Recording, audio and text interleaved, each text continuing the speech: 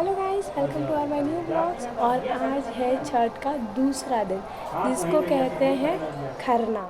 खीर पूड़ी बनता है और हमारी माताएं सबसे पहले घाट पे जाती हैं और घाट पे से आके फिर वहाँ पे जाके बेदी बनाती है, बेदी बना के आती हैं। फिर वो पूजा करती हैं, पाठ करती हैं। उसके बाद ही वो सब कुछ खाना बनाना स्टार्ट करती हैं। खाना नहीं, प्रसाद बनाना स्टार्ट करती। तो फिर हम लोग चलते सबसे पहले सामान लेने, क्योंकि छठ का सामान भी हम लोग को लेना है। तो ये देख सकते हैं कि केला कितना ही सुंदर लग रहा है, और ये देखिए सेब कितनी ही अच्छी तरीके से एक पे एक उनको अच्छे से रख कर सजाया गया है कि हाँ ये सुंदर लग भी रहा है। और मेरे वीडियो में कितने अच्छे से संतरे भी आ रहे हैं। मैं जूम करके थोड़ा ली क्योंकि वहाँ पे भीड़ था, इसलिए मैं उतना ज़्यादा दिखा नहीं पाई। और केला सेब कितना ही अच्छा लग रहा है, जो कि छठ माता के लिए है। और यहाँ पे देखिए अमरूद है, आमरक है, संतरी है, और भी बहुत हल्दी, आंवला और आंवला। हाँ, एक नाशपाती जो फल है वो नहीं चढ़ता है, क्योंकि वो नाश और पाती मतलब समझ लो आप लोग। नारियल है, कदम है, और एक और फल था जो कि मुझे उसका नाम नहीं याद आ रहा था, बट ये अनार भी है। देखिए कितना ही सुंदर अनार लग रहा है ना दिखने में, वीडियो में कितना ही मतलब। ये सारी चीज़ें हम लोग आए थे छठ माता के लिए लेने के लिए और उनको चढ़ाने के लिए। और ये नाशपाती तो बहुत ही ज़रूरी होता है। ये जो सूप, कलसा, दौरा, ये मतलब देख रही कितनी अच्छी तरीके से इसको सजाया गया है, बीना गया है। और फिर इसको जब हमारी माता यूज़ करेंगी तो लाल कलर और पीले कलर से इसको मतलब ऐसे खाली खाली नहीं, सजा के करेंगी।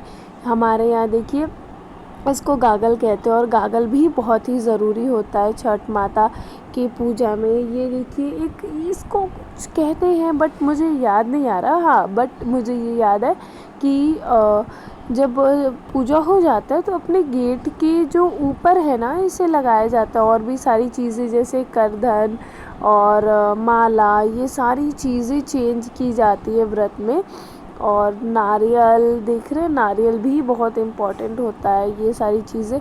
और फाइनली मेरे पापा ने सब कुछ ले लिया था, और वो ऊख भी ले लिए थे और वो लेके चल रहे थे। फिर हम लोग को घाट के लिए लेट भी हो रहा था, इसलिए हम लोग थोड़ा सा जल्दी जल्दी कर रहे थे कि हाँ ये सारी चीज़ें लेके और हम लोग फटाफट घर के लिए निकले, क्योंकि बहुत ही ज़्यादा लेट होते हैं सामान भी लेने में। तो फाइनली इतना लेट हो रहा था ना कि हम लोग जल्दी जल्दी करके निकल रहे थे। और हम लोग अपना मम्मी जो भी निकलते वक्त गीत गाया जाता है, तो वो मम्मी अपना गीत गा रही थी और हम फटाफट अपना जा रहे थे, क्योंकि लेट हो रहा। हम लोग घर पे से निकल रहे हैं और अब हम लोग चलते हैं घाट पर। और वहाँ पे चल के सबसे पहले मम्मी क्या करेगी, चलिए दिखाते हैं ना पूरे ब्लॉग में।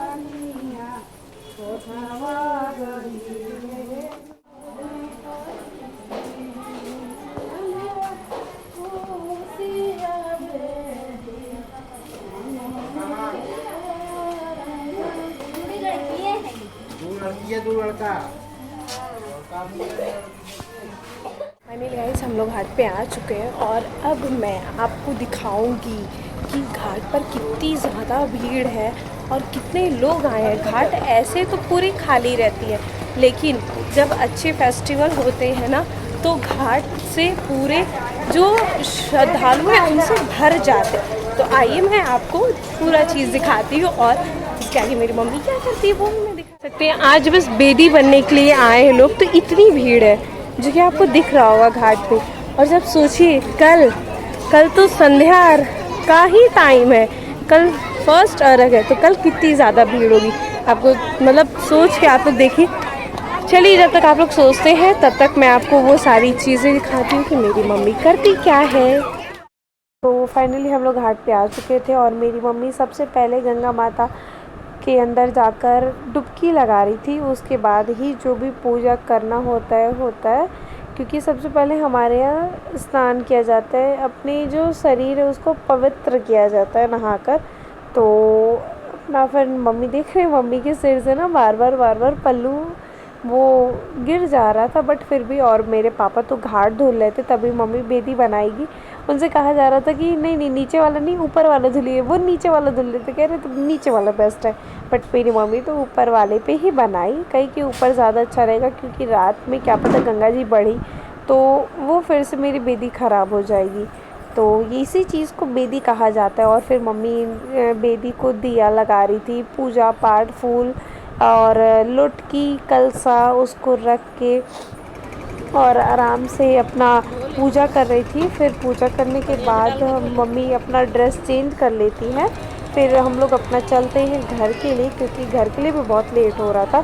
तो बाकी हम देख रहे हैं सारे लोग, कुछ लोग आ रहे थे और कुछ लोग जा रहे थे। का बट हम लोग का पूजा जो पूजा घाट हो चुका पे था, जो था इसलिए हम लोग का, जा रहे थे, वो क्योंकि तो हमको पूजा घर हो पे भी चुका है। खाना अब चलते बनाना था। घर पे। अब घर पे चलते तो फिर प्रसाद बनेगा। और सबसे पहले जो छठ करती हैं हमारे घर की महिलाएं, वो सबसे पहले खाएंगी, फिर ही सब लोग खाएं। तो चला जाए अब घर, और घर का दिखाते हैं कि कैसा होता है और क्या होता है। चल गाइस, हम लोग घर पे आ चुके हैं और अब प्रसाद की तैयारी करते हैं, दिखाते हैं घर का क्या। तो फाइनली हम लोग घर पे आ चुके हैं और यहाँ पे गुड़ की खीर बनती है। तो यहाँ पे देख सकते हैं गुड़ है और इस प्लेट में चावल है, और ये नए चावल की जो है ना वो खीर बनाते हैं।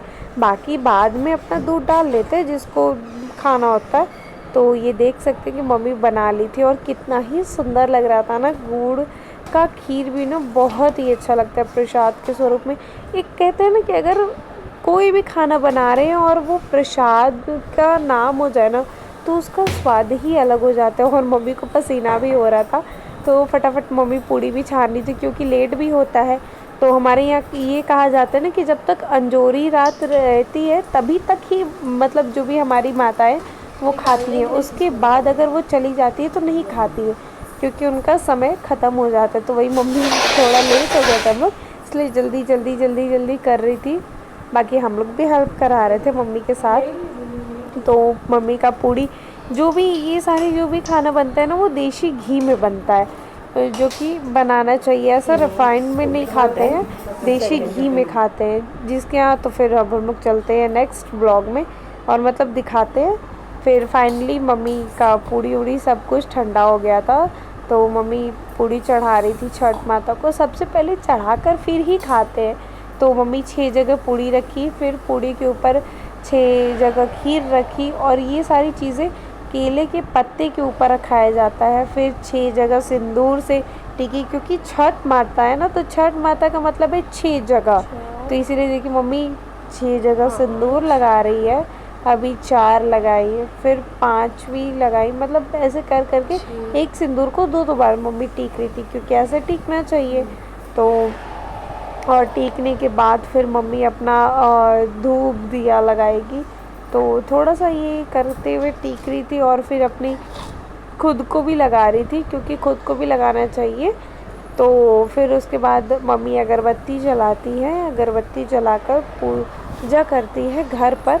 और घर के बाद घर पूजा करके फाइनली हम लोग तो अपना यहाँ पे किचन में कर रहे थे, क्योंकि मुझे लगा कि किचन ही ज़्यादा बेस्ट होगा करने के लिए।